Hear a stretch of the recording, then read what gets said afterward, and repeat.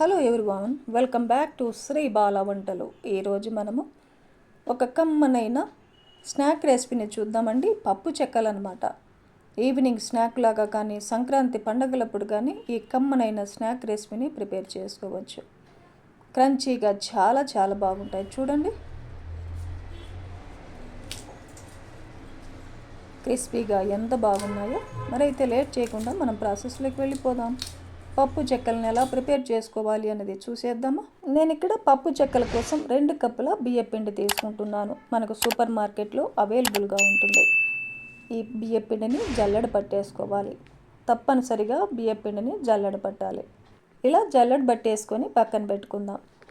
Mixie jar పెట్టేసుకొని ఏ కప్పుతో అయితే మనం బియ్యపిండి కొలుచుకున్నామో అదే కప్పుకి సగం కప్పు వేరుశనగ గుళ్ళను వేయించేసి పొట్టు తీసేసి వేసేసుకోవాలి. 1/2 కప్పు పుట్నాల పప్పును కూడా వేసేసుకుందాం. 1 టేబుల్ స్పూన్ జీలకర్ర, 4 ఎండుమిర్చిని వేసేసుకోవాలి. 7-8 వెల్లుల్లిపాయల్ని పొట్టు తీసేసి వేసేసుకొని కొంచెం బరకగా మిక్సీ పట్టేసుకుందాం. చూడండి, ఇలా బరకగా మిక్సీ పట్టేసుకోవాలి. ఇప్పుడు స్టవ్ ఆన్ చేసి ఒక ప్యాన్ పెట్టేసుకుందాం. జల్లెడ పట్టుకున్న బియ్య పిండిని వేసేసుకొని లో ఫ్లేమ్లో ఒక 2 నిమిషాల పాటు వేయించుకుందాం. బియ్య పిండిని టచ్ చేసామంటే కొంచెం గోరువెచ్చగా తగలాలి. ఒక 2 నిమిషాల పాటు వేయించుకుంటే సరిపోతుంది. ఇలా వేయించేసుకొని స్టవ్ ఆపేసి పూర్తిగా చల్లారనిద్దాం. పూర్తిగా చల్లారిన తర్వాత మిక్సీ పట్టుకున్న పౌడర్నంతా వేసేసుకోవాలి. ఒక 2 టేబుల్ స్పూన్లమైన కరివేపాకుని చిన్న చిన్న పీసెస్గా కట్ చేసి వేసేసుకుందాం. టేస్ట్కి సరిపడా సాల్ట్ను యాడ్ చేసుకోవాలి. ఒక 1/2 టేబుల్ స్పూన్ రెడ్ చిల్లీ పౌడర్ని కూడా వేసేసుకుందాం. మిర్చిని కూడా వేసుకున్నాం కదండి. ఒక 1/2 టేబుల్ స్పూన్ కారం పొడిని కూడా వేసుకుంటే సరిపోతుంది. ఒక 1/2 టేబుల్ స్పూన్ ఇంగువను కూడా వేసేసుకోవాలి. 2 టేబుల్ స్పూన్ల శనగబేడల్ని ఒక అరగంట ముందుగా వాటర్లో నానబెట్టేసి వేసేసుకుందాం. మీరు ఇంకా కావాలంటే వేడి ఆయిల్ని ఒక 2 టేబుల్ స్పూన్లు వేసేసుకొని కలిపేసుకోవచ్చు. ఇప్పుడు ఈ మొత్తాన్ని వాటర్ వేయకుండా ఫస్ట్ కలిపేసుకోవాలి. ఇలా కలిపేసుకున్న తర్వాత గోరువెచ్చటి వాటర్ను వేసేసి కలిపేసుకుందాం. కొద్దిగా గోరువెచ్చటి వాటర్ను వేసుకుంటూ కలిపేసుకోవాలి. చూడండి, పిండిని ఈ కన్సిస్టెన్సీలో కలిపేసుకోవాలి.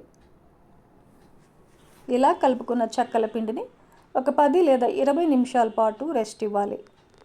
20 నిమిషాల తర్వాత చిన్న చిన్న బాల్స్ లాగా డివైడ్ చేసుకోవాలి.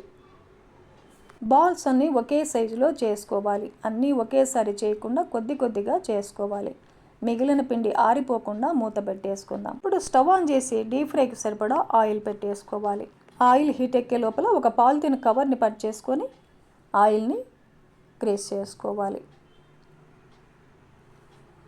ఇప్పుడు ఒక 4 బాల్స్ని పెట్టేసుకొని అడుగున వెడల్పుగా ఉన్న ఇలాంటి గిన్నెని తీసుకొని ప్రెస్ చేసామంటే రౌండ్ షేప్లో మనకు పప్పు చెక్క రెడీ అయిపోతుంది. చూడండి, పప్పు చెక్కల్ని ఈ థిక్నెస్తో ఒత్తేసుకోవాలి. పూరీ ప్రెస్ లేనప్పుడు ఇలా ఈజీగా పప్పు చెక్కల్ని ఒత్తేసుకోవచ్చు. ఆయిల్ బాగా హీట్ ఎక్కిన తర్వాత మీడియం ఫ్లేమ్లో పెట్టేసుకొని పప్పు చెక్కల్ని ఒక్కొక్కటిగా డ్రాప్ చేయాలి. ఆయిల్కు సరిపడా మాత్రమే పప్పు చెక్కల్ని వేసేసుకోవాలి. ఒకవైపు వేగిన తర్వాత రెండవ వైపు కూడా తిప్పేసుకుందాం. పప్పు చెక్కల్ని లో ఫ్లేమ్లో కానీ హై ఫ్లేమ్లో కానీ అస్సలు వేయించకూడదు. మీడియం ఫ్లేమ్లో మాత్రమే పప్పు చెక్కల్ని వేయించుకోవాలి. చూడండి, ఇలా మంచి కలర్ వచ్చేంత వరకు వేయించేసుకొని సపరేట్గా తీసేసుకుందాం. ఇలాగే మిగిలి ఉన్న పప్పు చెక్కలన్నిటినీ కూడా ఫ్రై చేసుకోవాలి. చాలా తక్కువ టైంలో ఈ కమ్మనైన పప్పు చెక్కల్ని ప్రిపేర్ చేసుకోవచ్చు. చూడండి,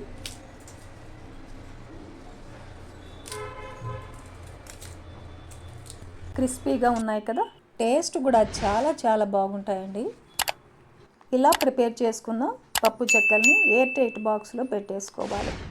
చూశారు కదండి. ఈ ప్రాసెస్లో మీరు కూడా ఈ క్రిస్పీ స్నాక్ రెసిపీని ప్రిపేర్ చేసుకుని ఫ్యామిలీతో టేస్ట్ చేయండి. ఈ వీడియో నచ్చితే లైక్ చేయండి, షేర్ చేయండి, సబ్స్క్రైబ్ చేయండి. థ్యాంక్ యూ అండి. Thanks for watching.